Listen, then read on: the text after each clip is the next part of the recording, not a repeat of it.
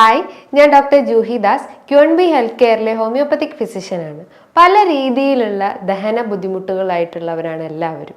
അതായത് നമ്മളൊരു day start ചെയ്യുമ്പോൾ നമുക്ക് കൃത്യമായിട്ടൊന്ന് ടോയ്ലറ്റിൽ പോയിട്ടില്ലെങ്കിൽ നമുക്ക് ആ ഒരു ഡേ എന്നൊരു കംപ്ലീറ്റ് ആയി തോന്നില്ല. അല്ലെങ്കിൽ മലബന്ധം പോലത്തെ ബുദ്ധിമുട്ടുകളാവാം, ഡയറി അതായത് വയറിളക്കം പോലത്തെ ബുദ്ധിമുട്ടുകൾ ഉണ്ടാവും. അതേപോലെ തന്നെ പലരും പറയുന്നതാണ് ഫുഡ് കഴിച്ചാൽ തന്നെ വയറ് വേദനിക്കുന്നു, ഒരു എരിച്ചിൽ പോലെ തോന്നും, പുളിച്ചിങ്ങനെ കയറി വരുന്ന പോലെ തോന്നാം, ഏമ്പക്കം വരുന്നു, കീഴ്വായു പ്രശ്നങ്ങളുണ്ട്. അങ്ങനെ പല രീതിയിൽ ദഹന സംബന്ധ പ്രശ്നങ്ങൾ എല്ലാവരിലും ഉണ്ട്.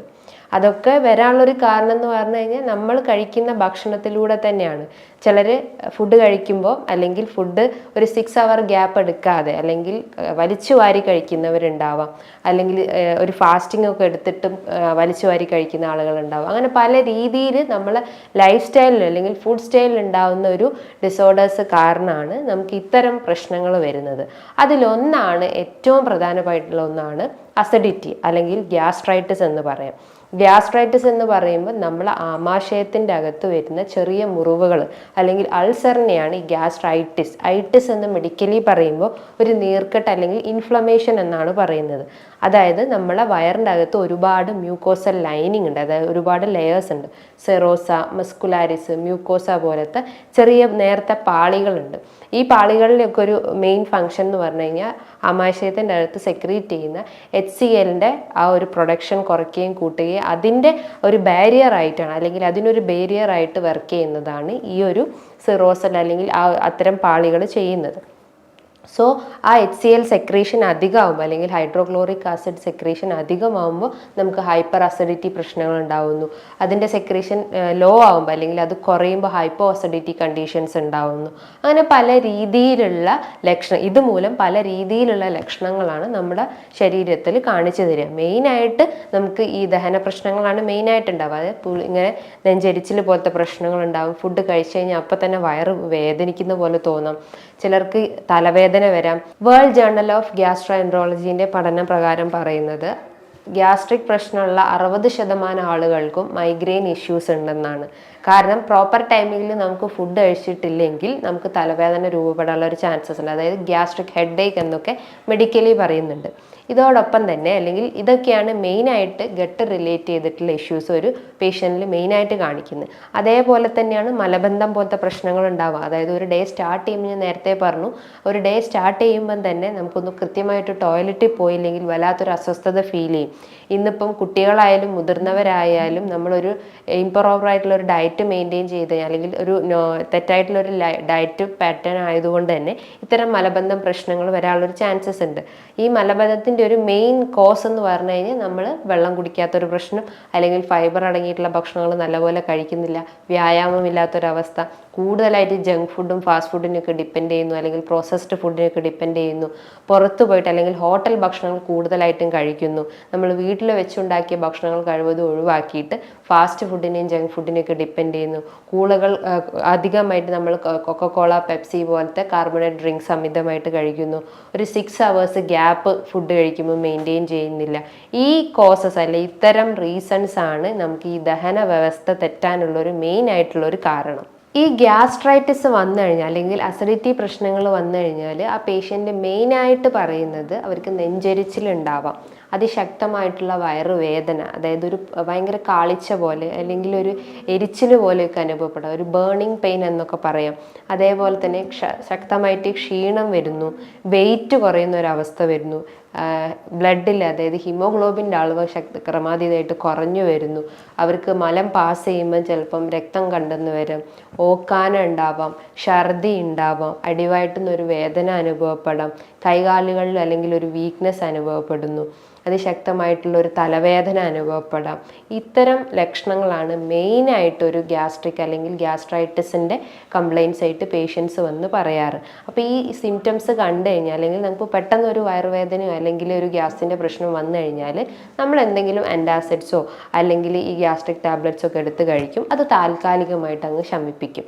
പിന്നെയും റെക്കറൻ്റ് ആയിട്ട് ഇതിങ്ങനെ വന്നുകൊണ്ട് നിൽക്കുമ്പോഴാണ് നമ്മൾ അതിൻ്റെ ആ ഒരു ഗുരുതരാവസ്ഥ എത്തിയിട്ടുണ്ട് അല്ലെങ്കിൽ അത് സീരിയസ് കണ്ടീഷനിലോട്ട് പോയിട്ടുണ്ടെന്ന് മനസ്സിലാക്കുന്നത്. അപ്പോൾ നമ്മൾ ഉടനെ തന്നെ ഒരു സ്കാൻ ചെയ്തിട്ട് അല്ലെങ്കിൽ വയറിൻ്റെ ഒരു സ്കാനിങ് എടുത്ത് നോക്കിക്കഴിഞ്ഞാൽ ചിലപ്പോൾ അതിലുണ്ടാവും ഇംപ്രഷനായിട്ട് ചിലപ്പം മ്യൂക്കോസ ലൈനിങ് ഇങ്ങനെ ഗ്യാസ്ട്രിക് അൾസർ ഉണ്ട് അല്ലെങ്കിൽ എക്സ്ട്രാ ഒരു ഗ്രോത്ത് ഉണ്ട് എന്നൊക്കെ അറിയുന്നത്.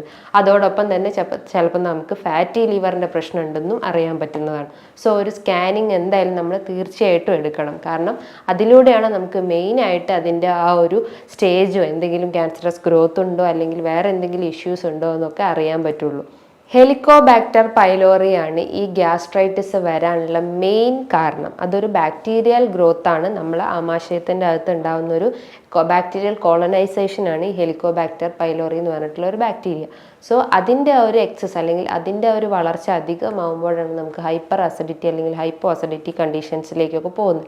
അതേപോലെ തന്നെയാണ് നമ്മൾ അതിശക്തമായിട്ട് എന്തെങ്കിലും സ്ട്രെസ്സോ ടെൻഷനോ ഒക്കെ ഉണ്ടെങ്കിൽ നമ്മുടെ ബോഡിയിൽ ഫ്രീ കോർട്ടിസോളിൻ്റെ അളവ് കൂടാനുള്ളൊരു ചാൻസസ് ഉണ്ട്. സോ അത്തരം ടെൻഷൻസും സ്ട്രെസ്സും ഒക്കെ ഉണ്ടെങ്കിൽ അത് റെഡ്യൂസ് ചെയ്യുന്ന രീതിയിലുള്ള എന്തെങ്കിലും ഒരു ആക്ടിവിറ്റീസിൽ ഇൻവോൾവ് ചെയ്യാൻ നോക്കുക. നമുക്ക് പാട്ട് കേൾക്കാം, ഒരാളോട് സംസാരിച്ച് കഴിഞ്ഞാൽ നമ്മൾ സ്ട്രെസ്സ് പോകുന്നുണ്ടെങ്കിൽ അങ്ങനത്തെ ഒരു ആക്ടിവിറ്റിയിൽ ചെയ്യാം. ബുക്സ് വായിക്കുന്നത് നല്ലതാണ്, യോഗ മെഡിറ്റേഷൻസ് ചെയ്യുന്നത് നല്ലതാണ്. സോ സ്ട്രെസ്സ് കഴിവതും കുറയ്ക്കാൻ ശ്രമിക്കുക. അതൊരു സെക്കൻഡ് ഫാക്ടറായിട്ട് നമ്മളെ ഗ്യാസ്ട്രൈറ്റിസിൻ്റെ ഒരു മെയിൻ ട്രിഗറിങ് ഫാക്ടറായിട്ട് അവിടെ വർക്ക് ചെയ്യും. അതേപോലെ തന്നെയാണ് നമ്മൾ പ്രോപ്പർ ടൈമിങ്ങിൽ ഫുഡ് കഴിച്ചിട്ടില്ലെങ്കിൽ ഇന്നത്തെ ഒരു ലൈഫ് സ്റ്റൈലിൽ നോക്കിക്കഴിഞ്ഞാൽ പല ആളുകളും ബ്രേക്ക്ഫാസ്റ്റ് സ്കിപ്പ് ചെയ്യുന്ന ആളുകളാണ്. കാരണം നമ്മൾ പെട്ടെന്ന് രാവിലെ എഴുന്നേറ്റ് നമ്മളെ ജോലി തിരക്കിൻ്റെ ഇടയിൽ ചിലപ്പോൾ നമ്മൾ മറന്നു പോകും ബ്രേക്ക്ഫാസ്റ്റ് കഴിക്കാനൊക്കെ. അപ്പോൾ ബ്രേക്ക്ഫാസ്റ്റ് നിർബന്ധമായിട്ടും കഴിക്കും. ഒരു 7 to 8 ഉള്ളിൽ നിർബന്ധമായിട്ടും നമ്മൾ നല്ലൊരു ഹെൽത്തി ബ്രേക്ക്ഫാസ്റ്റ് മെയിൻറ്റെയിൻ ചെയ്യാൻ ശ്രമിക്കുക. അപ്പം ബ്രേക്ക്ഫാസ്റ്റ് സ്കിപ്പ് ചെയ്യുന്ന അല്ലെങ്കിൽ ഒരു പ്രോപ്പർ ടൈമിങ്ങിൽ ഫുഡ് കഴിച്ചിട്ടില്ലെങ്കിൽ അതും ഒരു കോസായിട്ട് നമുക്ക് പറയാം. അതേപോലെ തന്നെയാണ് നമ്മൾ അമിതമായിട്ട് സ്പൈസി ഫുഡ് ഐറ്റംസ് എടുക്കുക അല്ലെങ്കിൽ കൂടുതൽ മസാലാസ് ചേർന്നിട്ടുള്ള അല്ലെങ്കിൽ അജിനാമോട്ടോ ഒക്കെ ഇട്ട് ആഡ് ചെയ്തിട്ടുള്ള മാഗി, നൂഡിൽസ് അല്ലെങ്കിൽ പിസ്സ, ബർഗർ പോലത്തെ ഇത്തരം ഫാസ്റ്റ് ഫുഡ് ഐറ്റംസിനൊക്കെ കൂടുതലായിട്ട് നമ്മൾ ഡിപ്പെൻഡ് ചെയ്യുകയാണെങ്കിലും അതും ഈ ഗ്യാസ്ട്രിക് അൾസർ അല്ലെങ്കിൽ ഗ്യാസ്ട്രൈറ്റിസ് പ്രശ്നങ്ങൾ ഉണ്ടാക്കാനുള്ളൊരു ചാൻസസ് ഉണ്ട്. മറ്റ് പ്രധാനപ്പെട്ട ഒരു കാരണം എന്ന് പറഞ്ഞു കഴിഞ്ഞാൽ നമ്മൾ ഗ്ലൂട്ടൺ റിച്ച് ആയിട്ടുള്ള ഭക്ഷണങ്ങൾ എടുക്കുമ്പോൾ, അതായത് ഈ ആട്ട പോലത്തത് അല്ലെങ്കിൽ ആട്ട കൊണ്ട് ഉണ്ടാക്കിയിട്ടുള്ള മറ്റ് ഫുഡ് ഐറ്റംസ്, മൈദ, റവ, ബിസ്ക്കറ്റ്, പേസ്ട്രി, ഇതിൻ്റെ അകത്തൊക്കെ ഒരുപാട് ഗ്ലൂട്ടൺ അടങ്ങിയിട്ടുണ്ട്. അതൊരു പ്രോട്ടീൻ കണ്ടൻ്റ് ആണ്. അത് നമ്മൾ ഈ എപ്പിത്തീലിയൽ ലൈനിങ് അല്ലെങ്കിൽ വയറിൻ്റെ ആ ഒരു എപ്പിത്തീലിയൽ ലൈനിങ്ങിനെയൊക്കെ ഡാമേജ് ചെയ്യും. അതുമൂലം നമുക്ക് ദഹന പ്രശ്നങ്ങൾ ഉണ്ടാക്കാനുള്ള ഒരു ചാൻസസ് ഉണ്ട്. മറ്റൊരു പ്രധാനപ്പെട്ട ഒരു കാരണം എന്ന് പറഞ്ഞു കഴിഞ്ഞാൽ നമ്മളെ സ്ലീപ്പ് സൈക്കിൾ നമ്മൾ മെയിൻറ്റെയിൻ ചെയ്തിട്ടില്ലെങ്കിൽ, ഒരു പ്രോപ്പർ ടൈമിങ്ങിൽ നമ്മൾ ഉറങ്ങിയിട്ടില്ലെങ്കിൽ, ഒരു 6 to 7 hours നമ്മൾ ഉറക്കം കറക്റ്റ് ആയിട്ടില്ലെങ്കിൽ നമുക്ക് ഈ ദഹന പ്രശ്നങ്ങൾ തീർച്ചയായിട്ടും ഉണ്ടാവും. മെയിനായിട്ട് നമുക്ക് മലബന്ധം പോലത്തെ പ്രശ്നങ്ങൾ എന്തായാലും നമുക്ക് വന്നിരിക്കും. അതേപോലെ തന്നെയാണ് നമുക്ക് എന്തെങ്കിലും അഡിക്ഷൻസ് ഉണ്ടെങ്കിൽ, ആൽക്കഹോൾ അല്ലെങ്കിൽ ബിവറേജസ് പോലത്തെ സ്മോക്കിംഗ് പോലത്തെ എന്തെങ്കിലും അഡിക്ഷൻസ് ഉണ്ടെങ്കിലും അതും ഇതൊരു ട്രിഗറിങ് ഫാക്ടറായിട്ട് ഗ്യാസ്ട്രൈറ്റിസ് ഉണ്ടാക്കാനുള്ള ഒരു ചാൻസസ് ഉണ്ട്. അതേപോലെ തന്നെയാണ് നമ്മൾ വെള്ളം കുടിച്ചിട്ടില്ലെങ്കിൽ, അതായത് നമ്മളെ ബോഡി എപ്പോഴും ഹൈഡ്രേറ്റ് ചെയ്തിട്ടില്ലെങ്കിൽ മലബന്ധം പോലത്തെ ബുദ്ധിമുട്ടുകൾ ഉണ്ടാവാം. അതുമൂലം നമുക്ക് ഹെമറോയിഡ്സ്, അതായത് പൈൽസ് പ്രശ്നങ്ങൾ ഉണ്ടാവാം, ഫിഷർ പ്രശ്നങ്ങൾ ഉണ്ടാവാം, ക്ഷീണം അനുഭവപ്പെടാം, അല്ലെങ്കിൽ ഒരു തലകറക്കം പോലെയൊക്കെ അനുഭവപ്പെടാനുള്ളൊരു ചാൻസസ് ഉണ്ട്.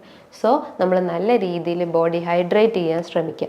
ഇനി നമ്മൾ എന്തൊക്കെയാണ് ഇതിൻ്റെ ഡയറ്ററി മാനേജ്മെൻറ്റ് എന്തൊക്കെയാണെന്ന് നോക്കാം. അതായത് ഒരു ഗ്യാസ്ട്രിക് അല്ലെങ്കിൽ ഗ്യാസ്ട്രൈറ്റിസ് കേസസ് വന്നു കഴിഞ്ഞാൽ ആ ഒരു പേഷ്യൻ്റ് എന്തൊക്കെ ഫുഡ് ഐറ്റംസ് ഇൻക്ലൂഡ് ചെയ്യണം, എന്തൊക്കെ ഒഴിവാക്കണം എന്നൊക്കെ നമുക്കിവിടെ ഡിസ്കസ് ചെയ്യാം.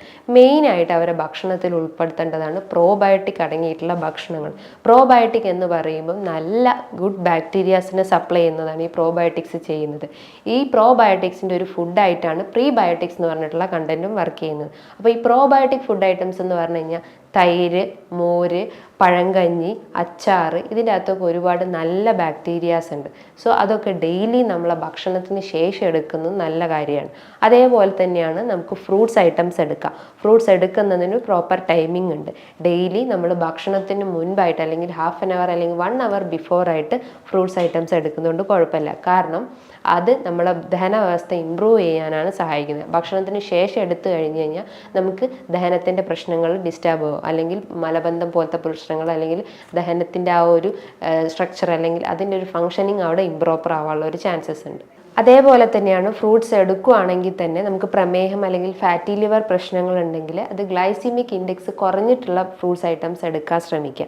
കാരണം നമ്മളെ ഫ്രൂട്ട്സിൻ്റെ അകത്ത് ഫ്രക്ടോസ് കണ്ടന്റ് ഉണ്ട്. നമ്മൾ ഫ്രൂട്ട്സ് കഴിക്കുകയാണെങ്കിൽ അല്ലെങ്കിൽ ജ്യൂസ് ഫോമിലൊക്കെ ഫ്രൂട്ട്സ് കഴിക്കുകയാണെങ്കിൽ അതിലെ ഫൈബർ കണ്ടന്റ് നഷ്ടപ്പെടും. അത് നഷ്ടപ്പെട്ട് കഴിഞ്ഞ് കഴിഞ്ഞാൽ നമ്മളെ ശരീരത്തിൽ ഗ്ലൂക്കോസിൻ്റെ അളവ് ക്രമാതീതമായി കൂടാനുള്ള ഒരു ചാൻസസ് ഉണ്ട്. ഒരു ജ്യൂസ് ഫോമിൽ നമ്മൾ ഫ്രൂട്ട്സ് കഴിക്കുകയാണെങ്കിൽ അതിൻ്റെ ഗ്ലൈസിമിക് ഇൻഡെക്സ് 10 മടങ്ങ് കൂടുതലാണ്. ഏകദേശം ഒരു 45 അല്ലെങ്കിൽ 70 എബോവ് ആയിട്ടാണ് ഗ്ലൈസിമിക് ഇൻഡെക്സ് അവിടെ വർക്ക് ചെയ്യുന്നത്. സോ നമ്മുടെ ബോഡിയിൽ ഗ്ലൂക്കോസിൻ്റെ അളവ് കൂടിക്കഴിഞ്ഞാൽ നമുക്ക് പ്രമേഹം അല്ലെങ്കിൽ ഫാറ്റി ലിവർ, ഫൈബ്രോയിഡ് പ്രശ്നങ്ങളൊക്കെ വരാനുള്ള ഒരു ചാൻസസ് ഉണ്ട്. മറ്റൊരു പ്രധാനപ്പെട്ട ഒരു കാരണം എന്ന് പറഞ്ഞു കഴിഞ്ഞാൽ നമ്മൾ സീസണൽ ഫ്രൂട്ട്സ് ഐറ്റംസ് എടുക്കുന്നത് അത്രയും നല്ലതാണ്. സമ്മർ സീസൺ ഒക്കെ ആകുമ്പോൾ നമുക്ക് മാങ്ങ അല്ലെങ്കിൽ വാട്ടർ മെലൺ അല്ലെങ്കിൽ തണ്ണിമത്തൻ പോലത്തെ ഫ്രൂട്ട്സ് ഐറ്റംസ് എടുക്കുന്നത് ഏറ്റവും നല്ലതാണ്. അതും നമ്മൾ ആ ഒരു ദഹന വ്യവസ്ഥ ഇമ്പ്രൂവ് ചെയ്യും, നമ്മളെ ബോഡി ഒന്ന് ഹൈഡ്രേറ്റ് ചെയ്യാൻ സഹായിക്കുന്നതാണ്. പ്രമേഹ രോഗികൾ ഈ തണ്ണിമത്തൻ്റെ എടുക്കുന്നത് കഴിവതും ഒഴിവാക്കാൻ ശ്രമിക്കുക. കാരണം അതിൻ്റെ അകത്ത് ഗ്ലൈസിമിക് ഇൻഡെക്സ് 10 മടങ്ങ് കൂടുതലാണ്. ഏകദേശം ഒരു 45 to 55 എബോവ് ആണ് അതിൻ്റെ ഗ്ലൈസിമിക് ഇൻഡെക്സ് ഉള്ളത്. സോ അങ്ങനത്തെ അധികം മധുരേറിയ ഭക്ഷണങ്ങൾ കഴിവതും ഒഴിവാക്കാൻ ശ്രമിക്കുക. അതേപോലെ തന്നെയാണ് നമ്മൾ വൈറ്റമിൻ സി അടങ്ങിയിട്ടുള്ള ഭക്ഷണങ്ങൾ എടുക്കുക. അതായത് നമുക്ക് ദഹനത്തിൻ്റെ പ്രശ്നങ്ങൾ ഉണ്ടെങ്കിൽ അതൊരു മിതമായ രീതിയിൽ എടുക്കുന്നതുകൊണ്ട് കുഴപ്പമില്ല. അതായത് സിട്രസ് ഫ്രൂട്ട്സ് ഐറ്റംസ്, ഓറഞ്ച്, നെല്ലിക്ക, മൊസമ്പി, നാരങ്ങ അല്ലെങ്കിൽ ലീഫി വെജിറ്റബിൾസ് ഒക്കെ നമുക്ക് വൈറ്റമിൻ സി അടങ്ങിയിട്ടുള്ളതാണ്. അപ്പം ഡെയിലി നമുക്ക് ഒരു മിതമായ രീതിയിൽ നമുക്ക് എടുക്കുന്നതുകൊണ്ട് കുഴപ്പമില്ല. നമുക്ക് നെല്ലിക്ക ഡെയിലി കഴിക്കുന്നതുകൊണ്ട് കുഴപ്പമില്ല. അത് നമുക്ക് ഉപ്പിലിട്ടിട്ടായാലും അല്ലെങ്കിൽ ഹണിയിലൊക്കെ ആഡ് ചെയ്തിട്ട് നമുക്ക് ഡെയിലി കഴിക്കുന്നത് നല്ലത്. കാരണം ഇത് നമ്മൾ പ്രതിരോധശേഷി വർദ്ധിപ്പിക്കുന്നു, നമ്മളെ ദഹന വ്യവസ്ഥ ഇമ്പ്രൂവ് ചെയ്യുന്നു. നമുക്ക് സ്കിന്നിന് എന്തെങ്കിലും ഡ്രൈനെസ്സോ ചൊറിച്ചിലോ അല്ലെങ്കിൽ ഹെയർ ഫോളോ അല്ലെങ്കിൽ സ്കാൽപ്പൊക്കെ നല്ല ഡ്രൈ ആയിട്ടുള്ള പ്രശ്നങ്ങൾ ഉണ്ടെങ്കിൽ അതൊക്കെ ഒന്ന് ഇമ്പ്രൂവ് ചെയ്യാൻ സഹായിക്കുന്നതാണ് ഡെയിലി ഒരു ആംല ചെയ്യുന്നത്. സോ ഡെയിലി നമുക്ക് ഒരു ആംല വെച്ചിട്ട് കഴിക്കുന്നത് ഏറ്റവും ഉത്തമമായിട്ടുള്ള ഒരു കാര്യമാണ്. അതേപോലെ തന്നെയാണ് നമ്മൾ ഫുഡ് കഴിച്ചാൽ ഉടനെ തന്നെ ഒരിക്കലും ഒരു വർക്കൗട്ടോ ഒന്നിലും ഇൻവോൾവ് ചെയ്യരുത്. ഒരു പ്രോപ്പർ റെസ്റ്റാണ് അവിടെ മെയിൻറ്റെയിൻ ചെയ്യേണ്ടത്. ഇനിയിപ്പോൾ ഫുഡ് കഴിക്കുകയാണെങ്കിൽ തന്നെ ഒരു 6 hours ഗ്യാപ്പിൽ ഫുഡ് കഴിക്കാൻ ശ്രമിക്കുക. ഇനിയിപ്പോൾ 3 നേരം കഴിക്കേണ്ട ആ ഒരു ശീലങ്ങളൊക്കെ ഒന്ന് മാറ്റിയിട്ട് കഴിവതും ഒരു 6 നേരമോ അല്ലെങ്കിൽ 5 നേരമൊക്കെ ആക്കിയിട്ട് ഭക്ഷണങ്ങൾ കഴിക്കാൻ ശ്രമിക്കുക. ഇനി ദഹന പ്രശ്നങ്ങളുള്ള ആളുകളാണെങ്കിൽ അല്ലെങ്കിൽ അമിത വണ്ണമൊക്കെ ഉള്ള ആളുകളാണെങ്കിൽ ഒരു വീക്ക്ലി വൺസോ അല്ലെങ്കിൽ ഒരു 2 weeks കൂടുമ്പോൾ അവർക്ക് ഇൻ്റർമീഡിയറ്റ് ഫാസ്റ്റിംഗ് ഫോളോ ചെയ്യുന്നത് നല്ലതാണ്.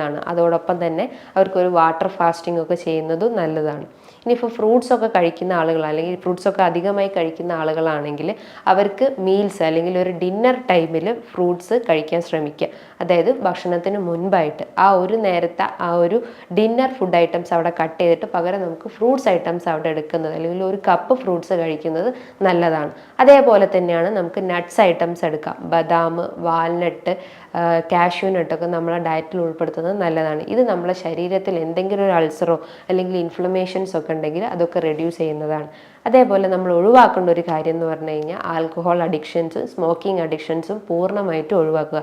കാരണം പലരും വിചാരിച്ചിട്ടുള്ള ഒരു കാര്യം എന്ന് പറഞ്ഞു കഴിഞ്ഞാൽ നമ്മൾ സ്മോക്ക് ചെയ്യുമ്പം നമ്മളൊരു ആ ഒരു ഫ്യൂംസ് ഒരു 30% അല്ലെങ്കിൽ ഒരു 70% നമ്മൾ ശ്വാസകോശത്തിലേക്കും റിമൈനിങ് ഒരു 30% നമ്മൾ അന്നനാളത്തിലേക്കാണ് പോകുന്നത്. അപ്പോൾ അവിടെ ആ ഒരു ദഹന വ്യവസ്ഥയെ തന്നെ തകരാറിലാക്കാനുള്ള ഒരു ചാൻസസ് ഉണ്ട്. സോ നമ്മൾ സ്മോക്കിംഗ് അഡിക്ഷൻസ് ഉണ്ടെങ്കിൽ അത് പൂർണ്ണമായിട്ട് ഒഴിവാക്കാൻ ശ്രമിക്കുക. ഈ പറഞ്ഞിട്ടുള്ള ഒരു ഹെൽത്തി ഫുഡ് സ്റ്റൈൽ നമ്മൾ മെയിൻറ്റെയിൻ ചെയ്ത് കഴിഞ്ഞാൽ നമ്മളെ ദഹന വ്യവസ്ഥയൊക്കെ ഒന്ന് ഇമ്പ്രൂവ് ചെയ്യും. നമുക്ക് എന്തെങ്കിലും ഹെൽത്ത് ഇഷ്യൂസോ അല്ലെങ്കിൽ മറ്റെന്ത് ബുദ്ധിമുട്ടുണ്ടെങ്കിലോ അതൊക്കെ ഒന്ന് കൺട്രോൾ ചെയ്യാൻ പറ്റുന്നതാണ്. സോ ഇതുമായി ബന്ധപ്പെട്ട് നിങ്ങൾക്ക് എന്തെങ്കിലും സംശയങ്ങൾ ഉണ്ടെങ്കിൽ താഴെ കാണുന്ന നമ്പറിൽ കോൺടാക്റ്റ് ചെയ്യാവുന്നതാണ്. നല്ലൊരു ഹെൽത്ത് ടോപ്പിക്കുമായി വീണ്ടും കാണാം. നന്ദി.